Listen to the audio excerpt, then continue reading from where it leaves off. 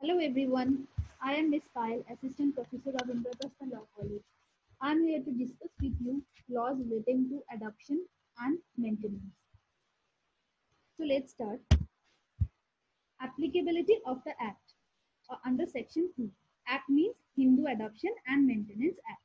तो हम कभी भी कोई भी एक्ट को स्टडी करते हैं तो हम सबसे पहले क्या देखते हैं, क्या एप्लीकेबिलिटी है उस एक्ट के, यानी कि किन किन पर वो एक्ट एप्लीकेबल होगा. So as per the provision of this act, the following person can adopt a child in India. Obviously, ये एक्ट क्या है, इंडिया के स्टैट्यूट हैं. तो ऑफ कोर्स इंडिया के हिसाब से इंडिया में एक चाइल्ड को अडॉप्ट करने के लिए कौन से पर्सन एबल है या कैपेबल है, उनके बारे में हम देखेंगे. This act applies to any person who is domiciled in the territories of India. A person who is a Hindu by religion, including the Vaishnava, Lingayat, or a follower of Brahma, Prarthana, or Arya Samaj.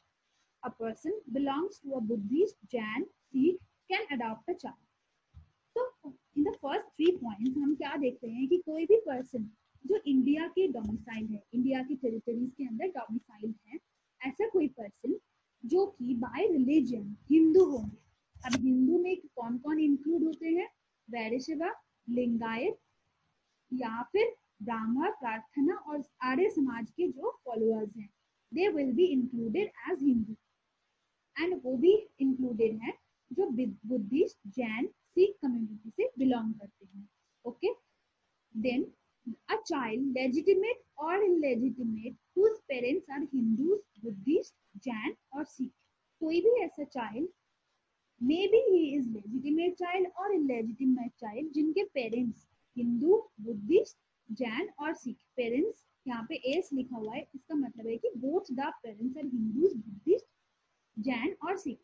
In the next clause it said a child, legitimate or illegitimate, one of whose parents are Hindus, Buddhist, Jain, Sikh and has been so brought up.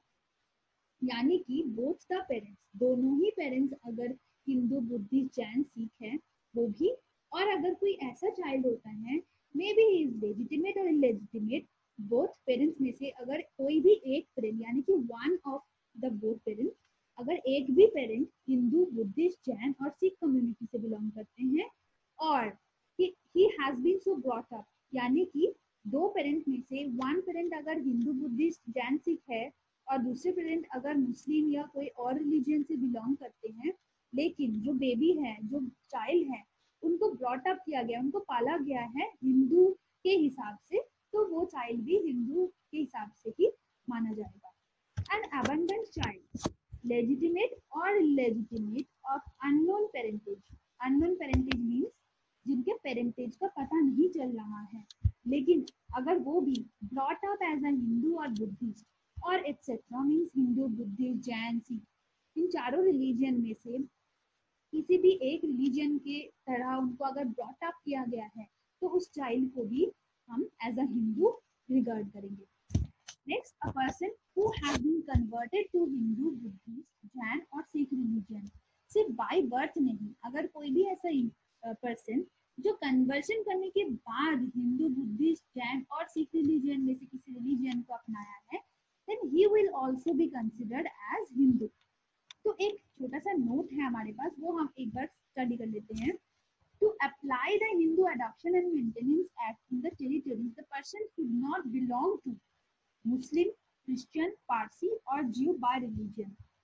यानी कि Hindu adoption and maintenance act में हिंदू के हिसाब से जो particular specific criterias बताया गया था, यानी कि वैष्णव, लिंगायत, ब्राह्मण, प्रार्थना and Arya and Buddhist, Jain and Sikh, इनके अलावा अगर बाकी कोई भी ऐसा पर्सन जो मुस्लिम, क्रिश्चियन, पारसी, ज्यू, इन चारों रिलीजन के अगर होंगे वो, तो उनको एक्सक्लूड किया गया है स्पेसिफिकली. ओके, नेक्स्ट है requisites of a valid adoption under section 6. तो सेक्शन 6 ऑफ HAMA, हम लोग शॉर्ट फॉर्म में Hindu adoption and maintenance act को HAMA कहेंगे. ओके, तो क्या क्या रिक्विजिट्स है, क्या क्या एसेंशियल पॉइंट्स है फॉर अ वैलिड अडॉप्शन, वो हम लोग देखेंगे under section 6.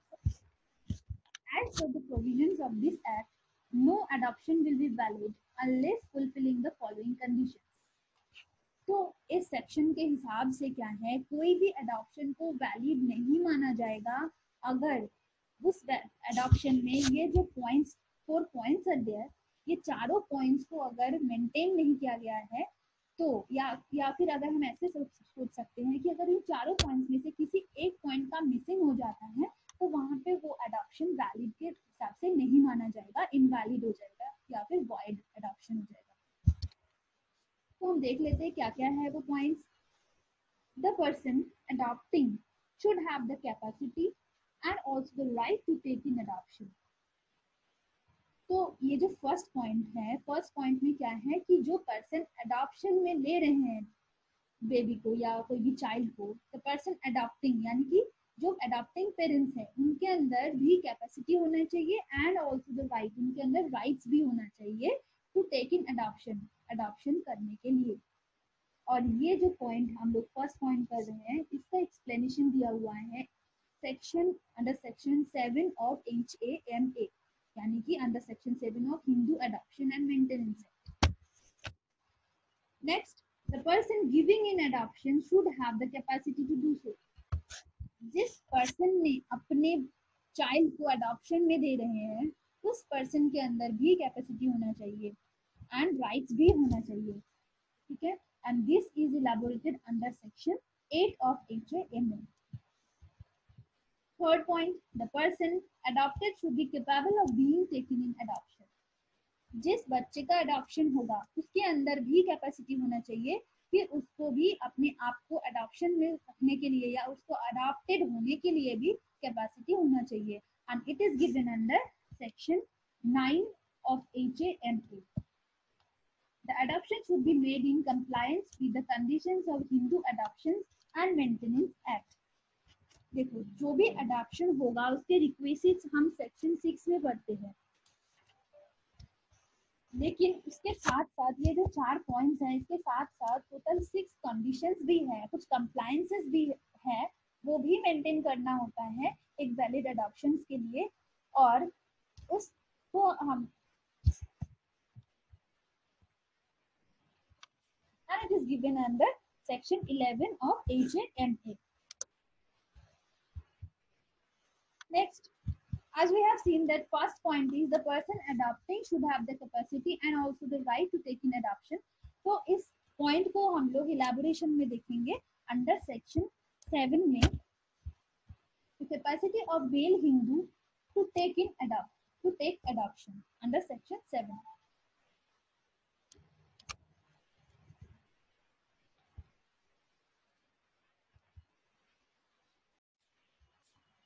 Capacity of a male Hindu to take adoption under section 7. Under HAMA यानी कि Hindu Adoption and Maintenance Act, any male Hindu who is sound mind and not a minor can take a son or a daughter in adoption. तो first point क्या बोलते हैं कि HAMA जो act है उसके कोई भी मेल हिंदू, क्योंकि हम सेक्शन 7 में सिर्फ मेल हिंदू के बारे में कर रहे हैं, नेक्स्ट सेक्शन यानी कि सेक्शन 8 में हम लोग फीमेल हिंदू की कैपेसिटी के बारे में हम लोग देखेंगे। तो एक मेल हिंदू के पास क्या कैपेसिटी होना चाहिए अडॉप्शन देने के लिए? He should be of sound mind, उनको साउंड माइंड का होना चाहिए, अनसाउंडनेस नहीं होना चाहिए माइंड का, एंड नॉट अ माइनर यानी कि 18 इयर्स के अबव होना चाहिए उनका एज। और उससे क्या होगा, वो कोई भी सन या फिर डॉटर को अडॉप्शन में ले सकते हैं। If he has a wife living, he cannot adopt a child except the consent of his wife unless the wife has completely renounced the world or has ceased to be a Hindu or has been declared by the court of competent jurisdiction to be of unsound mind. Okay, तो इस point में हम लोग क्या देख रहे हैं कि कोई भी अगर मेल हिंदू, वो अगर ऑब्वियसली जब वो मैरिड होते हैं तभी वो अडॉप्शन में ले सकते हैं, क्योंकि वाइफ का कंसेंट जरूरी है इसमें। तो एक मेल हिंदू का जब अडॉप्शन करते हैं वो, तो उनके वाइफ का कंसेंट होना जरूरी है, लेकिन कुछ एक्सेप्शंस भी है। एक्सेप्शनल केसेस क्या है, अगर उनकी wife completely renounce from the world, renounce the world मतलब कि अगर वो संन्यास ले लेती हैं या फिर has ceased to be a Hindu, या फिर कन्वर्जन करके हिंदू से कोई और रिलीजन में चली जाती है, जैसे कि मुस्लिम, क्रिश्चियनिटी, ज्यू, पारसी, एक्सेप्ट हिंदू, कोई भी अगर रिलीजन में वो चली जाती है, कन्वर्ट कर लेती है अपने आप को, और has been declared by a court of competent jurisdiction to be unsound mind, या फिर अगर किसी कोर्ट के द्वारा अगर अनसाउंड माइंड घोषित हो जाती है वो, यानी कि साउंड माइंड की नहीं रहती, तो क्या होगा, उनका कंसेंट की कोई जरूरत नहीं है, विदाउट कंसेंट भी कोई मेल, हिंदू मेल अडॉप्शन कर सकते हैं।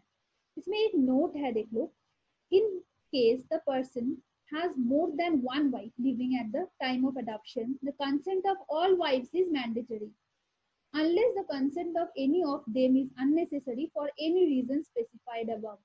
यानी कि अगर कोई भी पर्सन के पास अगर एक से ज्यादा वाइफ होती हैं, तो सब सारे जो वाइफ्स, अगर 2 है 3 है, तो जितने भी वाइफ्स हैं उनके भी कंसेंट जरूरी है, अनलेस अगर ऊपर दिए हुए जो ये एक्सेप्शंस के मैंने बात किया, जैसे कि अनसाउंडनेस ऑफ माइंड, कन्वर्जन, या फिर कन्वर्जन और रिनाउंसिएशन ऑफ वर्ल्ड, ये सारे जो पॉइंट्स है, अगर ये पॉइंट्स नहीं होता है, मतलब अबव स्पेसिफाइड जो रीजंस है अगर वो नहीं होते, तो सारे वाइफ्स के कंसेंट जरूरी है, और the senior wife will be classified as the legal mother of the adopted child.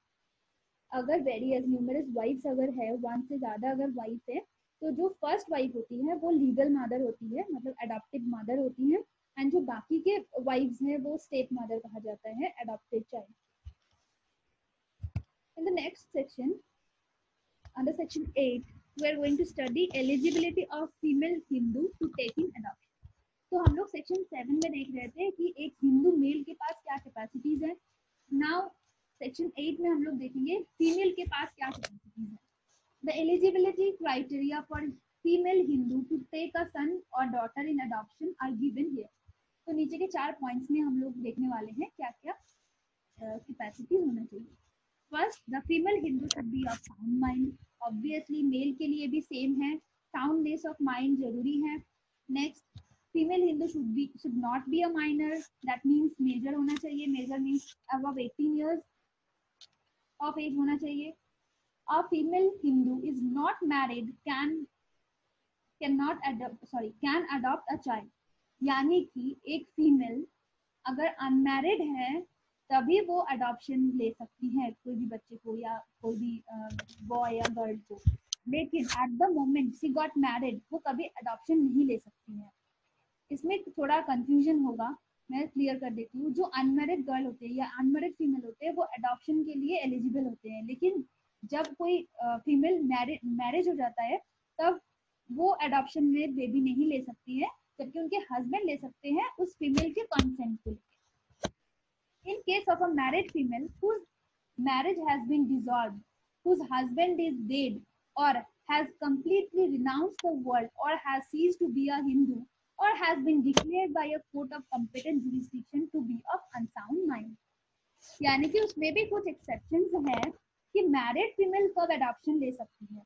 वैसे तो अनमैरिड के लिए तो छूट है कि अगर वो माइनर नहीं है, मेजर है और अनसाउंड माइंड के नहीं है, यानी कि साउंड माइंड के हैं, तो वो अडॉप्शन ले सकती है। लेकिन मैरिड फीमेल भी ले सकती है, उसके लिए भी कुछ एक्सेप्शंस हैं, जैसे कि किसी पर्टिकुलर फीमेल का अगर मैरिज डिसॉल्व हो जाता है, यानी कि डिवोर्स हो जाते हैं, या फिर अगर वो विडो होती है, उनके हस्बैंड का डेथ हो जाता है, या हस्बैंड कंप्लीटली वर्ल्ड से रिनाउंस कर लेते हैं, यानी कि संन्यास ले लेते हैं, या cease to be a Hindu, convert कर लेते हैं अपने दूसरे लैंग्वेज, दूसरे रिलीजन में, और कोई भी कोर्ट अगर उनको, उनके हस्बैंड को अगर अनसाउंडनेस माइंड हिसाब से डिक्लेयर करते हैं, तो वहां पे फिर वो एलिजिबल हो जाती हैं खुद अडॉप्शन लेने के लिए।